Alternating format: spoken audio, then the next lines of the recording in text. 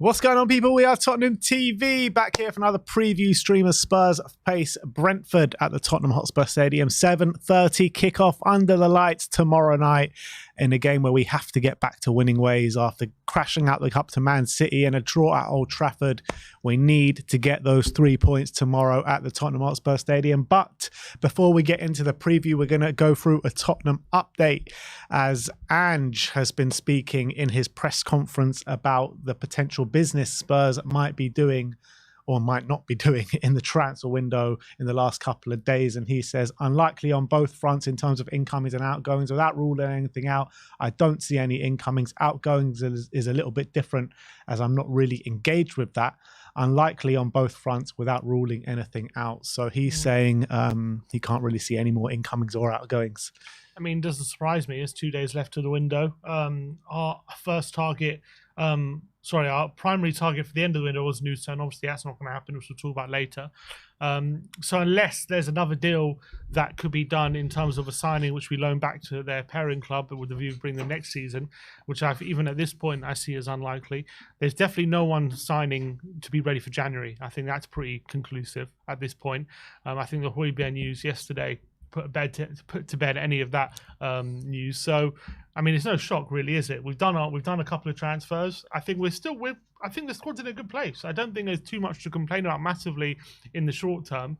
Obviously, long term, we definitely have some issues we need to rectify.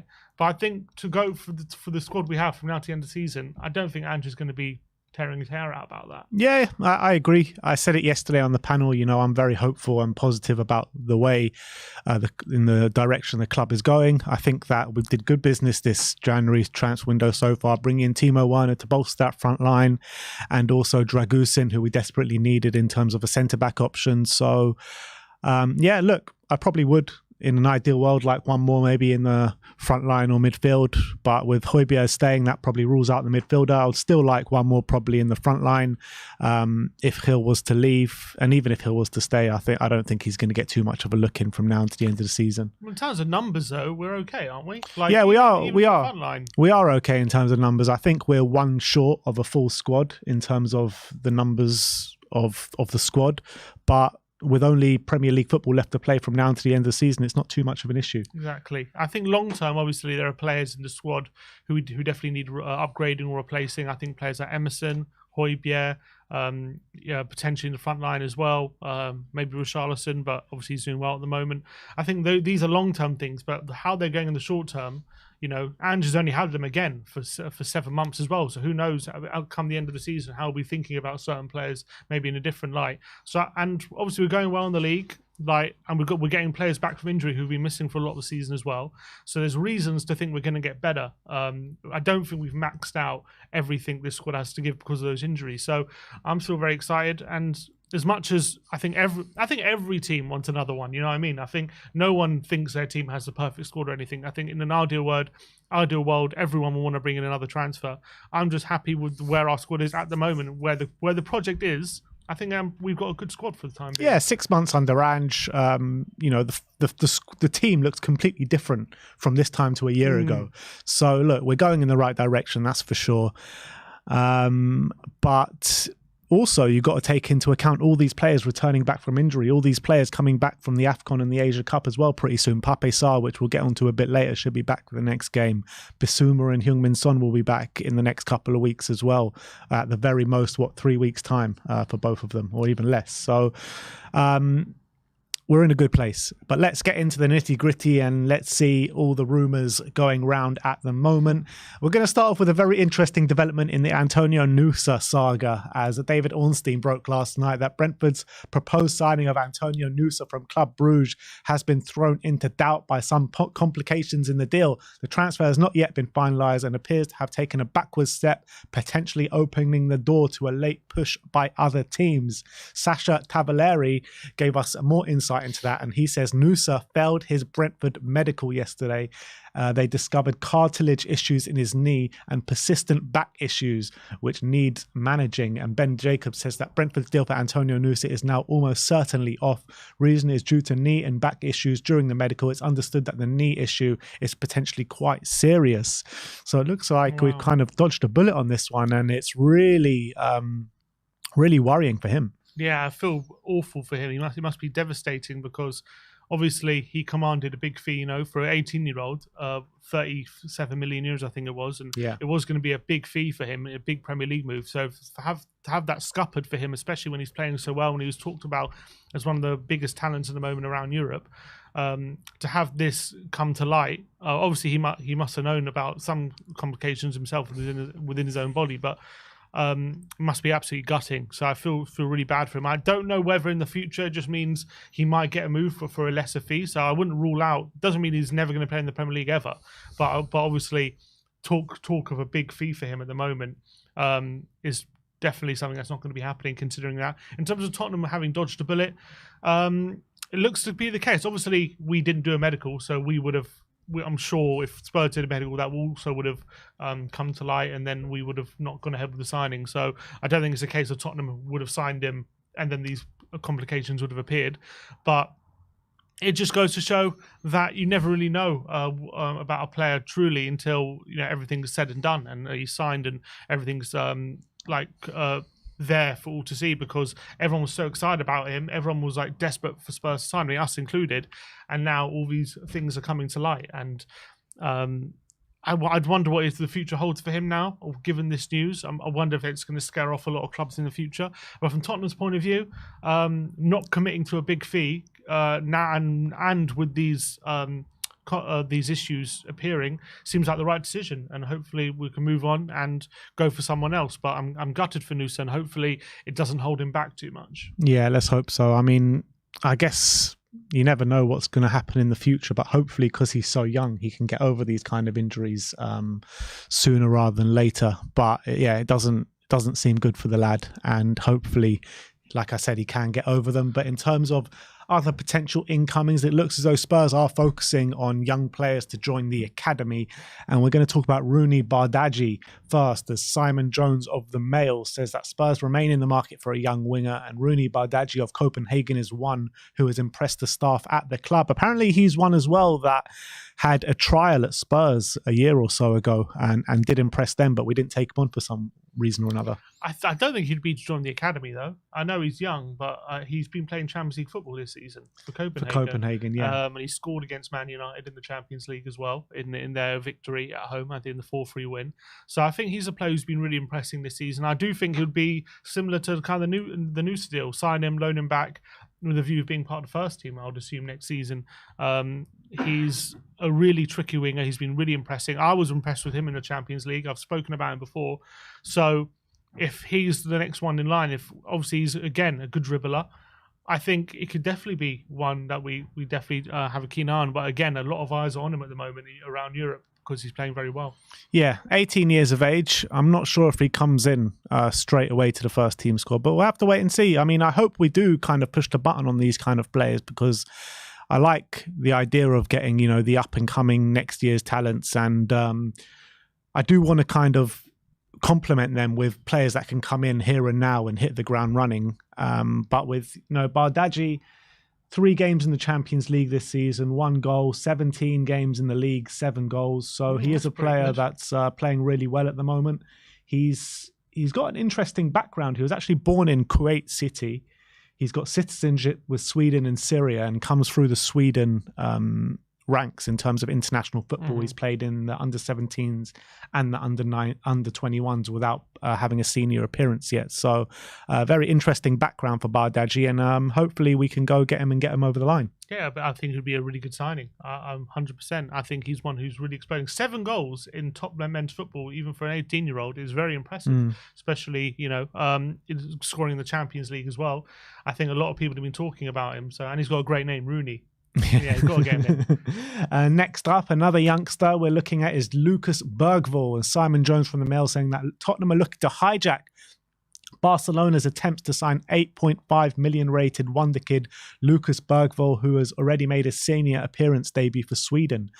Sky Sports are saying Tottenham interested in Swedish wonder kid. Spurs want to beat the competition from Barcelona and other top clubs to make him part of their academy. New technical director Johan Lange is thought to be driving the Spurs recruitment. However, Fernando Polo, a Barcelona journalist, says in recent hours Tottenham have tried to recruit Bergvall, but the player's desire is clear, and that is to play for Barcelona. It's hard to, when a team like Barcelona come calling for you, it's hard to reject them, especially for a young player. Apparently, he's a very talented central midfielder, can play in the number 8, 6 or 10, they're saying, very versatile. So definitely one. I mean, I don't know much about him. Obviously, having played a senior cap for Sweden at 17 shows the potential, and a centre mid is definitely a position we're looking at. Does he come into the first team at 17, 18 years old next season? They're saying they're trying to recruit him for the academy. So that makes more sense for him. But does he want to be part of an academy when he's playing senior football for Sweden? You know what I mean? He's had 1 cap, so I don't know if that's like if he consistently gets called up or something. I know, but if you've been called up for your national team, you don't want to be going back to under 23s, do you? You want to be playing regular football so you can kind of keep that position, or at least challenge for that. So, do you think if he goes to Barcelona, he plays regular football? No, I don't. Or he goes to La Masia?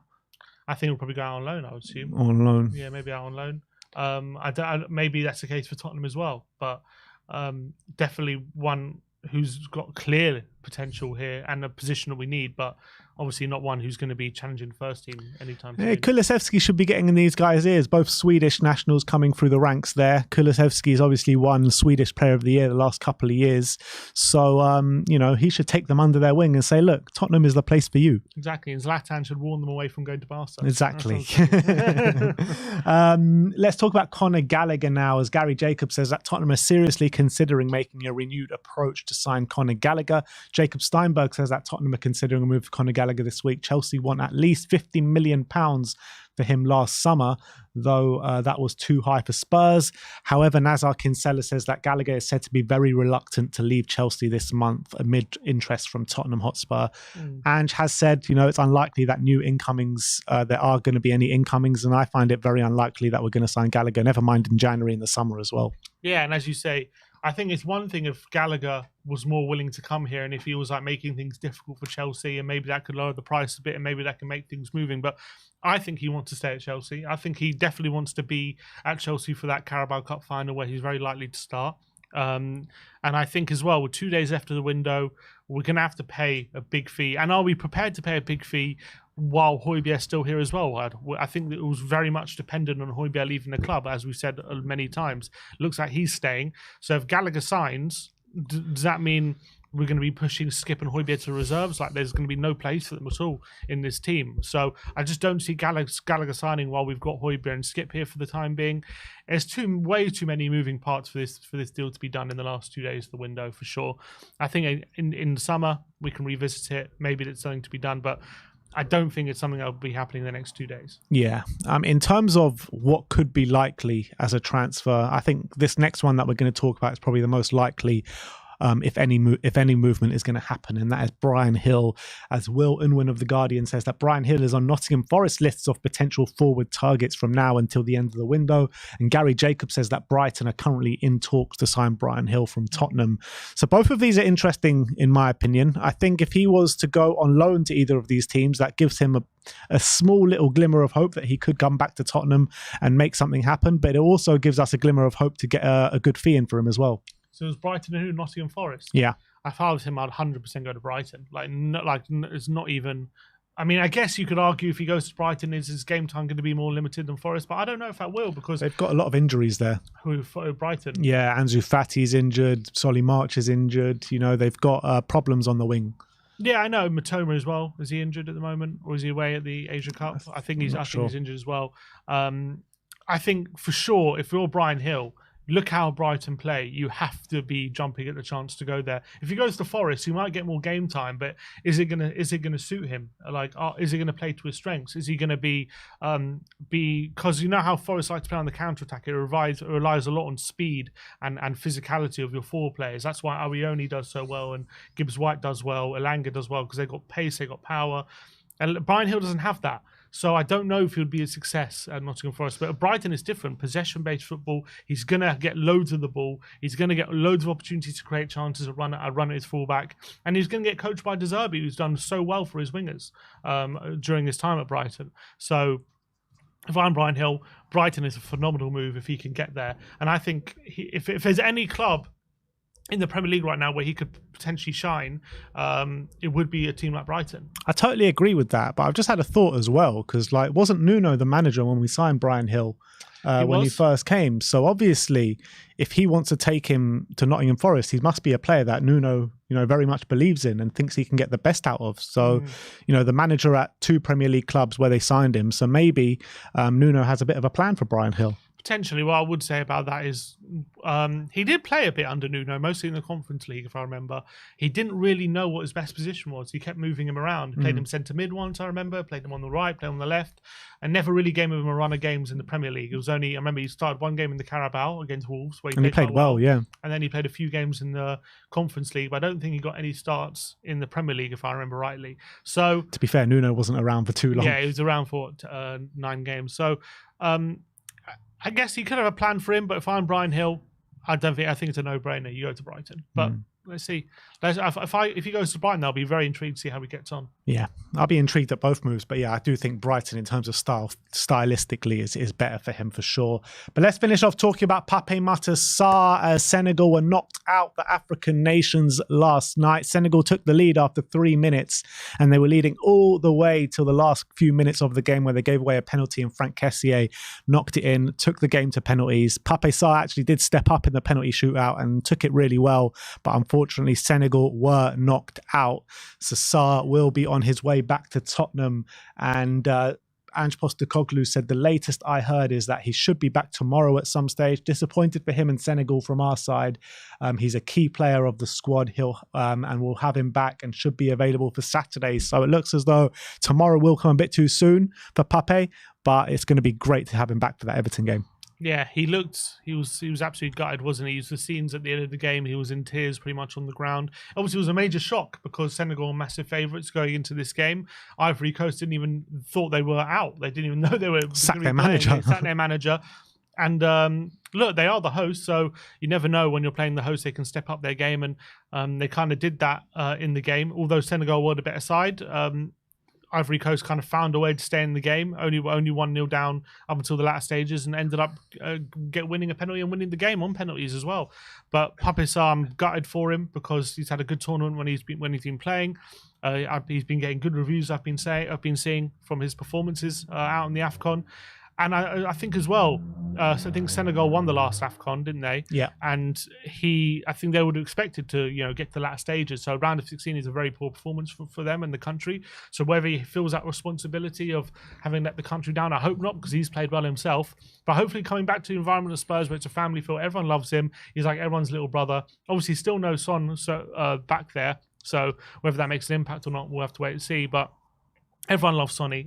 Everyone loves Pape. So I'm sure everyone will give him the confidence when he comes back, and hopefully he can hit the ground running. So it's good news for Tottenham, but I'm just gutted for him because you can see how much it meant to him. Yeah, and I think it'll be the same for most players, to be honest, going out an international tournament like that. But I have no doubt in my mind Pape will come back fit and firing, and I really want to see him in the starting lineup against Everton on Saturday, because him as a midfield option, he just gives that team so much more balance than what we're seeing at the moment, and he's so imperative to the way we're playing at the moment. So it's going to be great to have him back. And last but not least, in terms of the other AFCON and Asia Cup, Son and Bissouma both play tonight. Well, today, 4 o'clock is Heung-min Son and South Korea that take on Saudi Arabia. I think it's the last 16. We'll be doing a watch along on our Korean channel, so come over and join us for that one. And at 5 o'clock, Mali take on Burkina Faso in the AFCON. So we'll have to wait and see how Bissouma and Heung-min Son get on for their respective nations. But thank you everyone for joining us for the Tottenham update. Now let's get into the match preview for the big game tomorrow night at the Tottenham Hotspur Stadium. Like I said before, 7:30 kickoff, which promises to be a really good game. It's a team that always give us problems, don't they, Brentford?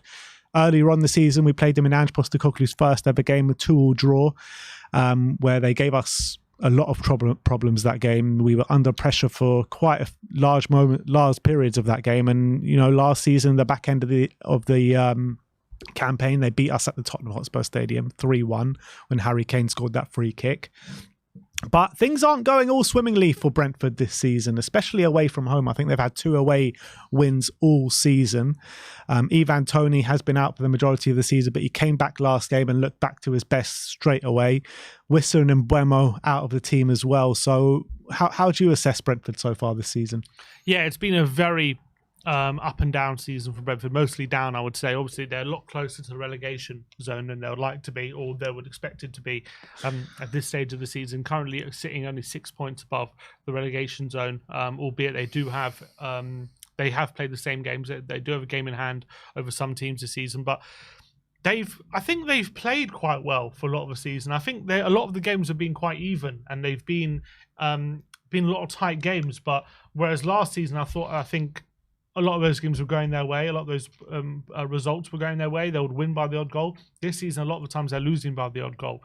And they are making a lot more mistakes at the back. I think the downgrade of Raya to Flecken has definitely affected them. Flecken has not made the impact I think they'd hope he had made.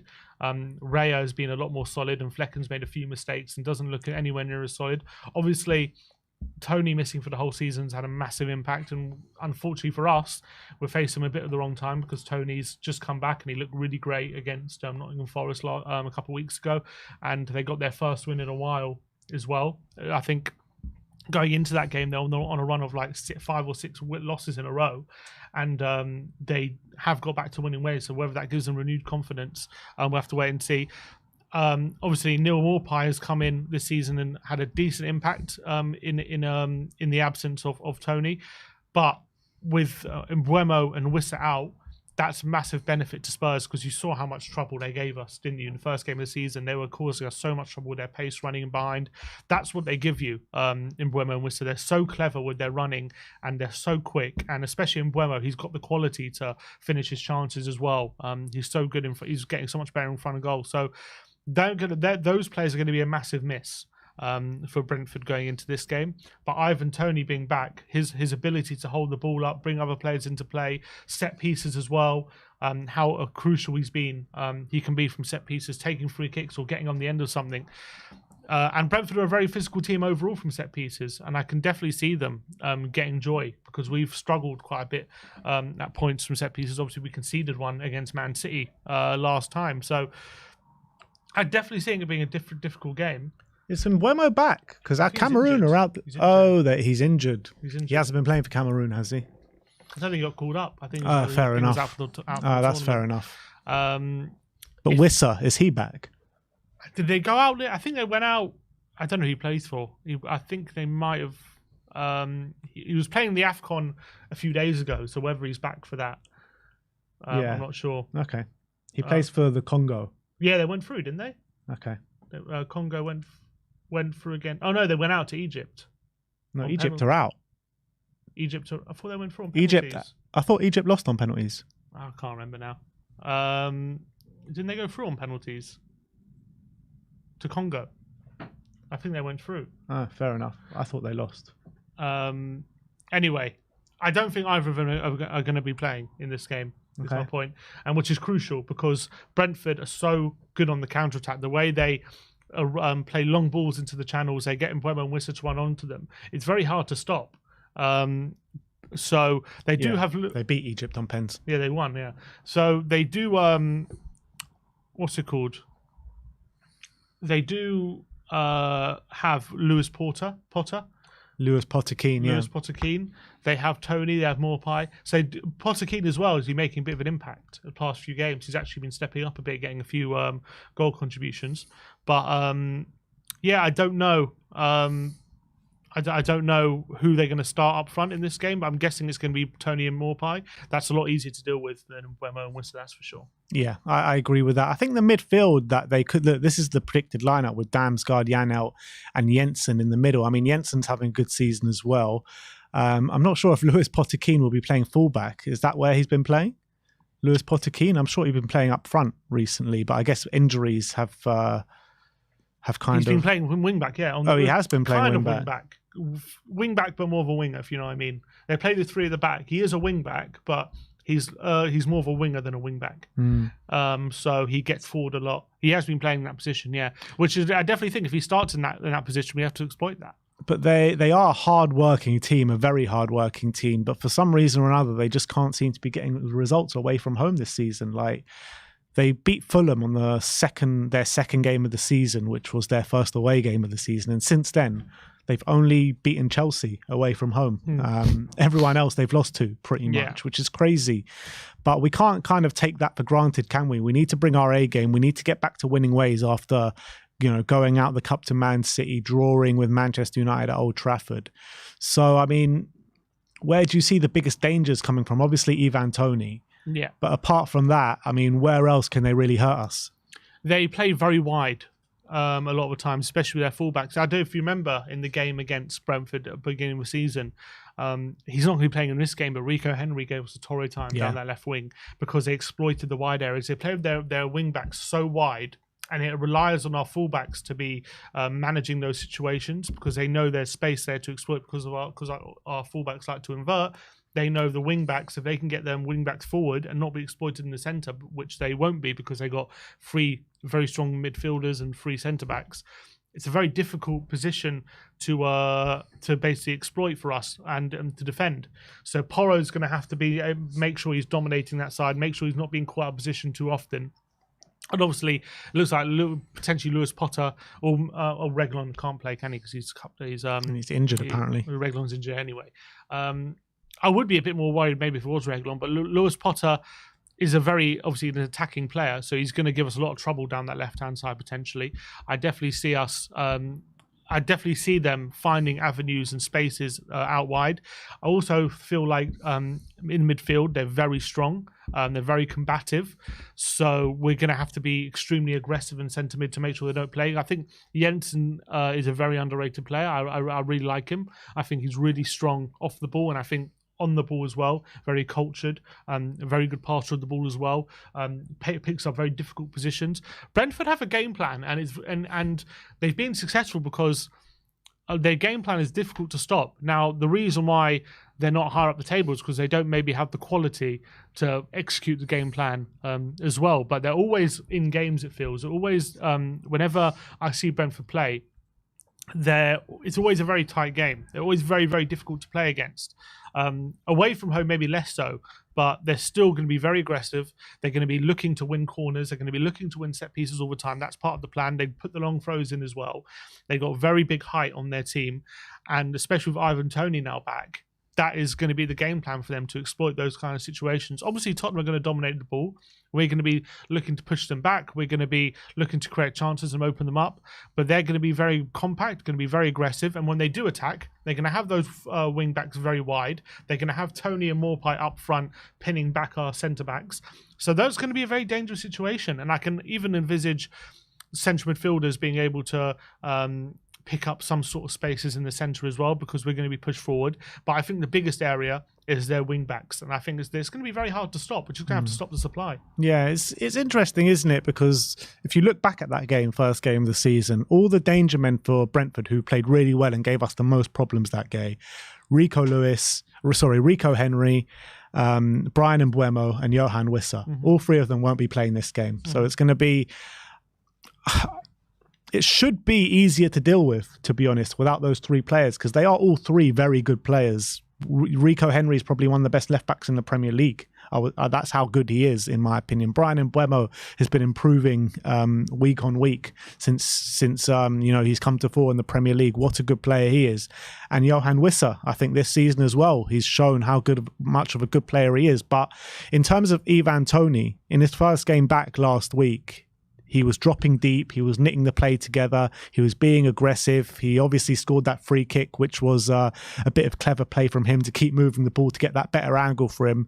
So how do we deal with the Ivan Toney situation? Because with him dropping deep, is it a case of Romero, stepping out to follow him, or do we get the number 6 Bentancur or Skip, whoever it may be, to drop deep and keep covering him? How do we deal with that Ivan Toney situation?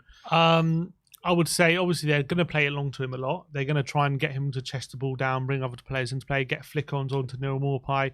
I think what's very crucial in this game is our pressing is going to have to be on point, because Brentford like to play out the back. As much as they're a counter-attacking team, they actually do like to try and beat your press when you press them, and it has to be super aggressive to make sure that when they are playing it long, they don't get an accurate ball to Tony, that their passing is rushed and that it's lacking quality. And to do that, you're going to have to make sure you're hounding them. You're going to have to make sure you're making things awkward constantly. And you're going to have to make sure you've got all the spaces covered. Now, with the back three, their system is geared to give their centre-backs time and space on the ball so that they can play an accurate ball into Tony and get their team up the pitch, and obviously get the wing-backs into play as well.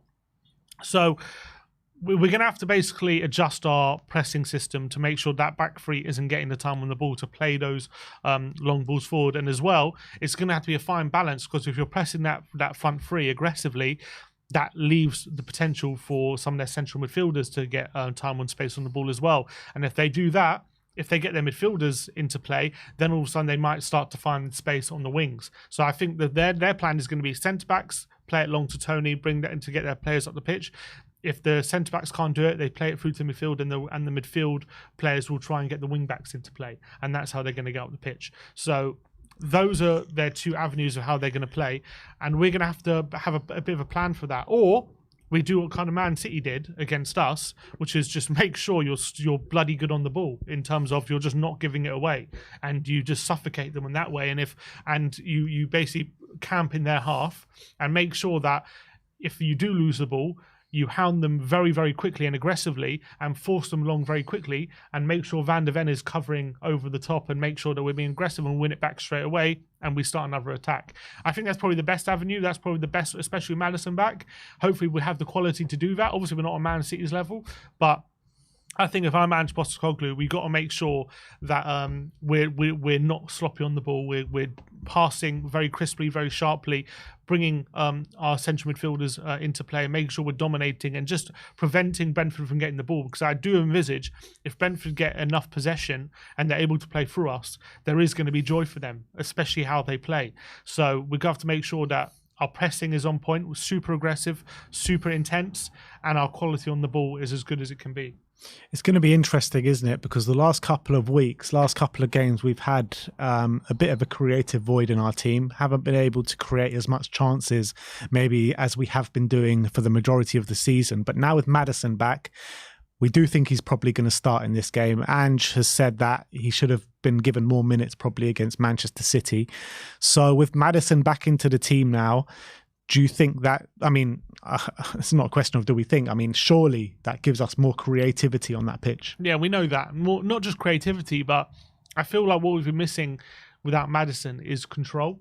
Like how he drops deep, knits the play together, can spray a long range pass, but also finds those difficult pockets of space in the number 10 positions as well. I feel like Kulu and Lo Celso have been doing a decent job filling in for him, don't get me wrong. I think they've done fine. But Maddison just brings that extra element of control, which I don't think we had without him, in terms of just being able to dominate a game of football, have control and quality on the ball as well. And also, in the final third, have those moments of magic. I think what he does so great is when he drops deep, comes into his own half, picks the ball up and starts moves, controls the pace of the game. Kulu and Lo Celso just haven't been able to do that, just control the pace of the game. So I think Maddison's going to be very important. But again, it is going to be, obviously, he came on against Man City, was anonymous, but it's going to be obviously his first start, hopefully, back from injury. So whether he's like fully ready to go, he's 100% fit, or he's going to be a bit rusty, we'll have to wait and see. But just having him on the pitch, if he is going to be anywhere near his best, it's going to be a major boost to helping us control this game for sure. Yeah, it's going to be a really big battle at the Tottenham Hotspur Stadium tomorrow night. Me and Sim going to be in the stadium tomorrow with Ashmatic and Barnaby here for the watch along for you guys to come in and tune in to them. In terms of your prediction, what are you going for? I said in the preview 3-1. Oh, in my predict the Prem, I said 3-1. I'm going to stick to that. I do think Brentford will get some joy from set pieces and getting the ball out wide, potentially Lewis Potter-Keane, and potentially as well a long throw to Tony with flick-ons. I do see them getting some joy there, but I'm going to bank on the fact that Tottenham are going to want a bit of want to get back to winning ways, going to want that winning feeling again, especially at home. Brentford's away form hopefully counts against them as well. We've been pretty decent at home as well, so I think our attacking endeavour with Maddison back as well should give us a bit of a boost and hopefully take us to 3 points. But I definitely see an opportunity for Brentford to make life difficult for us in this game, but especially with their confidence up now, first win in a while with Tony back, I think they're going to have a bit of confidence about them. But hopefully, if we can just play our game, camp them in their half and break them down, I think we should win the game. I want to see a big response from the team tomorrow night. You know, it was a poor performance against Man City. We got the point at Old Trafford, but we really should have been taking away 3 points from that game. With Maddison back into the team, I'm desperate to see that link up with Maddison and Bentancur in the middle of the park, those silky players working with each other. We haven't seen that yet in a Spurs shirt, and I think it's a very exciting prospect for that midfield duo to really play with each other. And I think we're gonna win, but Brentford are gonna make it desperately difficult for us. And I think with the defence that we've got now, the first choice defence back into the team, Van der Ven, Romero, Porro, Udogie, I think we can keep a clean sheet tomorrow night, albeit I think keep Tony quiet, and that will go some way to keeping that clean sheet. And I'm confident we can do that. You know, against Man City, we were so close to keeping that clean sheet. They scored in the 88th minute with a dodgy corner. So if they play to their full potential, then I do think we do that, and I think we take away a 2-0 victory. But don't take anything for granted, because this game will be a big battle at the Tottenham Hotspur Stadium. But let's go there with confidence, and let's also stamp our authority in the game early. And because in the last few games, we've just been started games a bit sluggishly, a bit slowly. So I want to start at a million miles an hour and really show what we're about with Maddison and Bentancur strutting their stuff in the middle of the park. So I'm going for 2-0. Sim's going for 3-1. But let me know your score predictions in the comment section below. But let's finish off talking about our predicted lineup. So Ange Postecoglou has been talking at his press conference about the team injuries and stuff like that. So what we got? So he says Valise, Solomon, Session and Lo Celso all remain injured going into obviously tomorrow's game, which is unfortunate. In fact, in Emmanuel Solomon, he said he's had a couple of setbacks this week, which is really disappointing. But hopefully, he said next week he should resume full training. So let's hope he is returning on that front. Lo Celso, obviously, very frustrating, isn't it? Still remaining out. It's the same story, isn't it? Every time it's like, oh, he'll be back next week. Don't see him for a month. Yeah. He'll be back next week. You don't see him for a month. So it's a massive shame. Hopefully he can get back to full fitness sooner rather than later. But obviously Maddison, he mentioned, said Maddison wanted to play more minutes against Man City, so hopefully that's a view with him starting in this game. And as you say, Pape Sarr, this game comes a bit too soon for him after being knocked out of the AFCON last night, but he should be available for selection come Saturday against Everton. Other than that, it's as you were pretty much from last game. Yeah. So let's get into that lineup. We're going for a 4-3-3 formation as per usual. In goal, Vicario. A lot of people saying he made his first mistake of the season against Manchester City. I thought it was a bit harsh on him to say that, but maybe he could have been a bit stronger. But look, obviously we've got no problems with Vicario. He's been brilliant all season. And he's definitely going to have a lot of set pieces to deal with. I feel like, hopefully he won't, but that'll be Brentford's plan, to pump balls into him, long throws, free kicks. So as many times as he can get a punch or a catch on any of those set pieces, that's going to relieve the pressure and make sure that we're sustaining attack. So he's got a crucial role to play in this game for Vicario for sure. Obviously made his debut against Brentford, didn't he, at the beginning of the season, where he looked a bit shaky, but obviously he's gone from strength to strength since then. Yeah, so let's hope he puts in a top performance like we know he can. In terms of right back, obviously going to be Pedro Porro, who again has been brilliant all season, but I did feel like he probably had one of his poorer games against Man City last weekend. Yeah, you can say that probably for a lot of players, but we know, I think he's so important in this game, Pedro Porro, because of the quality he has. If Brentford are going to be pushing us as well, and as well with their wing backs, they're going to be trying to exploit that space in behind Porro and potentially Udogie as well, but more Porro just because he's left less defensively secure in his way. He likes to go forward a bit more than Udogie, I feel. So I think they're going to be targeting that. They definitely targeted that space on the first day of the season, but that was Emerson Royale playing at the back on that occasion. So Porro has a crucial role to play in this game to make sure that we're just dominating Brentford on all areas of the pitch. Yeah. On the right-hand side of the centre-backs, obviously going to be Cuti Romero, who most likely will be captain on the day. And he's got a big task on his hands to quieten down Ivan Toney. Yeah, I feel like he might be Maupay's side. I think Tony probably might be the other side, where Van der Ven is. Maupay is just a nuisance. He's one of those players who who doesn't have the loads amount of quality, but what he makes up for it is just his sheer shithousery. He just winds people up. He's always pressing. He's just a nuisance to be around. So I hope that he doesn't wind Romero up. That's what I'm worried about. And then they get into old scrap and something stupid happens. Romero does something stupid. So that's definitely a matchup to be wary of as well. But on quality wise, Romero will be licking his lips about Maupay in terms of being enough for dinner.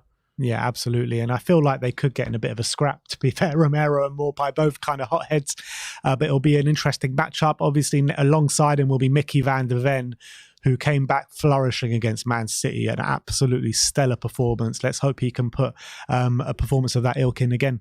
Yeah, definitely. The only thing I would say about Van der Ven is one of the few weaknesses I've seen from him so far in the Spurs shirt is sometimes I feel when teams go direct to him, I just remember one specific occasion when it was Ollie McBurney for Sheffield United. They stuck him on Van der Ven, and he was able to dominate Van der Ven in the air and with his strength. So Ivan Toney will definitely be looking at that situation, thinking maybe I can get the better of him physically. Obviously, any passes over the top, Van der Ven's going to be able to deal with. We know that. But if Brentford are able to play accurate passes into Ivan Toney's chest, I feel like Van der Ven might struggle to deal with that a bit because that's not his forte, I feel. Even though he's a big lad, tall defender, he maybe has a bit of work to do in terms of just his upper body strength, in terms of battling strong centre forwards like Toney. So definitely a situation to watch, but I'm sure Van der Ven will come into this game with a plan, and I'm sure he'll be able to deal with him. It's interesting with Van der Ven because if you just look at him without watching him play, you would think like he is good in the air because he's big, he's strong, big physique. He's not bad in the air, but just when he comes up with really strong attackers, sometimes he can struggle. Yeah, well, he does, exactly. He does have that tendency, and you wouldn't think that though, would you? Seeing his physique and seeing how tall he is and stuff like that. But hopefully he can match up to the task because Ivan Toney is very good in the air. On the left-hand side, obviously, Destiny Udogie, who I thought had a really good game defensively against Man City, but going forward wasn't that great. Yeah, and I can see this game playing more to his strengths. Hopefully he can get forward a bit more. We're going to need him as well because how Brentford like to play, they like to exploit the space, and we've seen how Udogie can be invaluable with his covering him behind, especially in recent weeks. It's saved us so many times. Most of the time it's been without Van der Ven there, but I think on this occasion, just like Paul on that right-hand side, they're going to be looking for that space in behind Udogie, but it's harder to find that space because of Udogie's physical traits. He always gets back in position.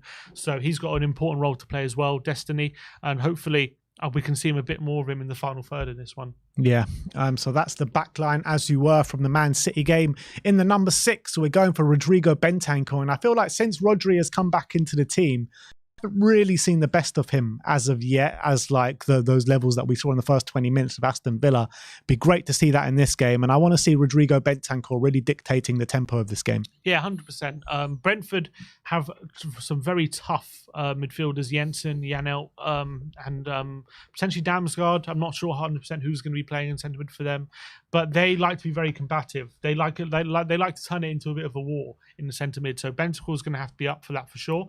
But on the ball, what we need him to do is to do something we haven't seen from him since he's come to the team, like really drive through the midfield like he used to do last season. Use that ball carrying ability we know he has. I don't know why we haven't seen it so much. I don't know if it's a lack of confidence or maybe he's just a bit rusty since he's come back into the team, but we haven't seen that immense ball carrying ability we know Bentancur can have.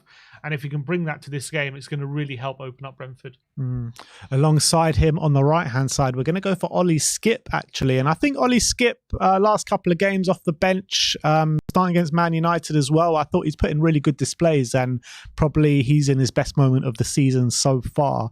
So in terms of the other midfielders, I think Ollie Skipp actually deserves to start in this game. Yeah, had a decent cameo against City, didn't he, last time out? Lovely little turn, I remember, on the edge of his own box to help us get up the field. Doing kick-ups over Man United midfielders as well at times. Yeah, he had a decent game there as well. Obviously, he started the first game of the season against Brentford, but that was like a very low point for him because he obviously played awful and has been dropped for a long time after that game.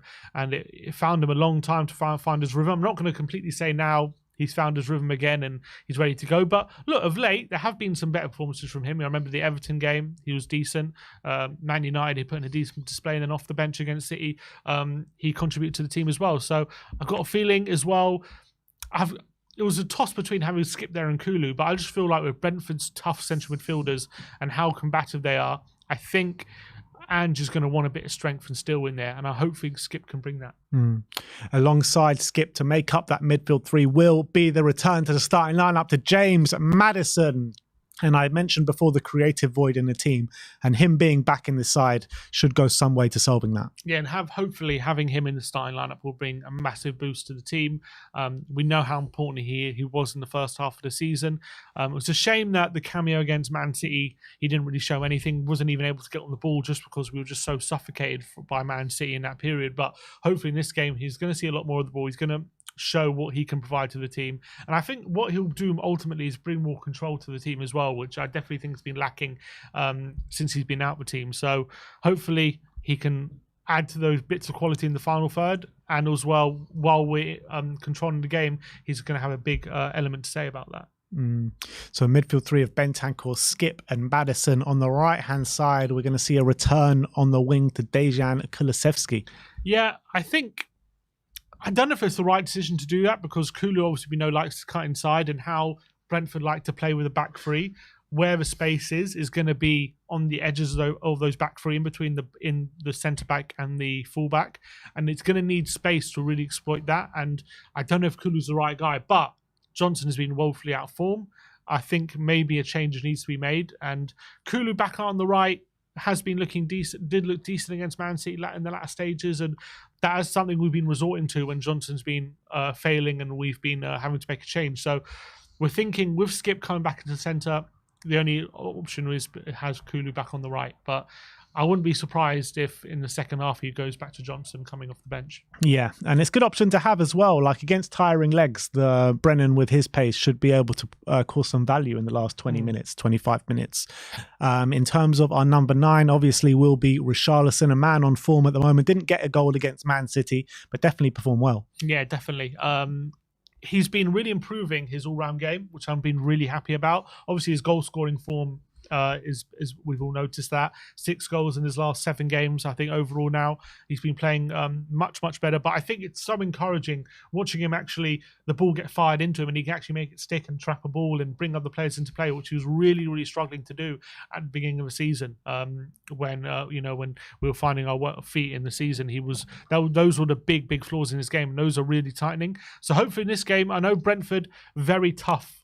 Centre backs very good aerially as well. So do I see him getting much joy aerially? I'm not 100% sure, but hopefully if we can whip some balls across the face of goal, he can be getting on the end of those. But it's going to be very difficult to get those moments against a back three. Yeah, we know Richarlison's a battler as well, so I want to see like Werner. Sorry, spoiler there for the left-hand side, but it is Werner on the left. But I do want to see Werner and Kulusevski, hit that byline and get cutbacks to Richarlison, and hopefully he can be there in the right place at the right time to stick the ball in the back of the net. But in terms of Timo Werner, how do you think he can impact this game? Yeah, I think obviously the first couple of games we've seen flashes, but haven't seen what we want from him, which is him getting to the byline, creating chances, flashing those crosses, flashing those passes across the face of goal, getting crosses in.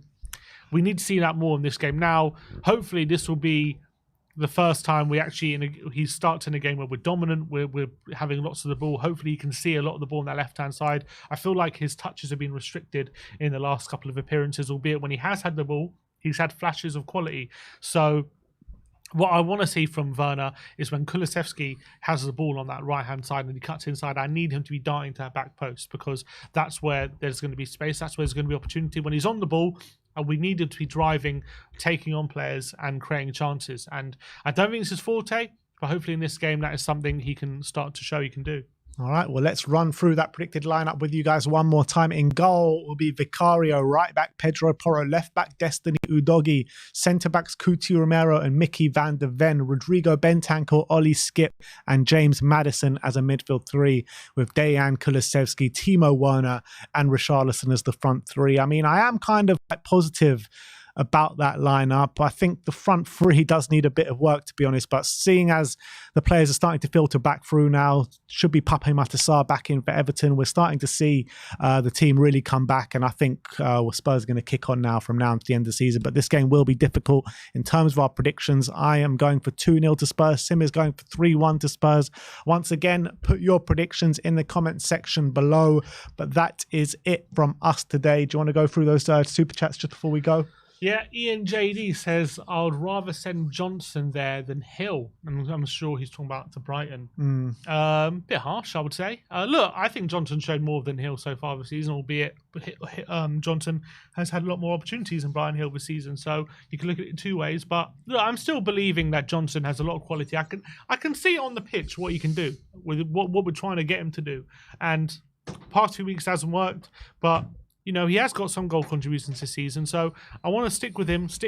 Obviously, we want him to improve, but let's not start getting on his back too much. You know? Absolutely, spot on. Donovan, big up to Donovan, member for 34 months. Big up to Donovan. He says, can we smash Brentford, take the frustration of the City game out on the Bees? I want to see the arrival of German. It's Werner on the dance floor. I hope so. I think what we need to do in this game is make sure we're really starting quick and make sure we're unsettling Brentford as quickly as possible, because Brentford are one of those teams that once you allow them to settle and they get organised and they get settled into the game, they become very, very difficult to break down and it becomes a difficult game to deal with. But if you can unsettle them early doors, create a few chances, maybe get an early goal as well, that can go a long way to making sure the game is easier to manage than if you let Brentford settle in this game. Well, let's do it tomorrow night. Let's make that stadium into a nightclub once again. It hasn't been quite the nightclub we have anticipated the last couple of games there, but it's time to get back to winning ways at the Tottenham Hotspur Stadium tomorrow night, which could be a really important victory as well when you look at Arsenal playing Liverpool on the weekend. We just need to get as many points as we can to keep to speed with those teams above us. So another point some comments are making, I've noticed, is to combat Tony's aerial threat, should we give Dragusin a run out? Yeah, is there a case to be made that, you know, there's definitely a case, aerial ability? There's definitely a case. I'm not sure to play him. I mean, we're going to need aerial threats against Everton as well. So we're saying Dragusin just comes into the team, but who does he come into the team for? Yeah, it's a great question. Do you match up Brentford's back three, or do you take Van de Ven or Romero out? You can't take. I don't think you can take Romero out because he's. I don't think you take Van de Ven either. I don't think you take Van de Ven out. So I don't think we do that unless we do. But if we were to go to a back three, then I'm guessing you maybe just drop Skippy, play Maddison and Bentancur. I'd like to see it. To be fair, would we be dominated in the midfield potentially? Unless you go for a 3-5-2. I don't think we get dominated midfield because I think Udogie and Porro will still invert to give us those extra men in midfield. Yeah, true. So maybe that would help that. Unless you do a two up, Werner and Richarlison up top with like Kulu on the right. Then who do you play on the left? I don't know. Well, Johnson on the left and Kulu on the right, maybe. I don't know.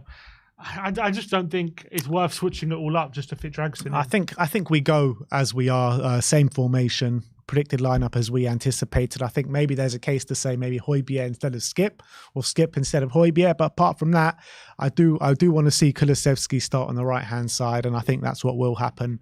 But we're confident going into the game tomorrow night. That is it from us today. Like, subscribe, and comment. And as always, come on, you Spurs.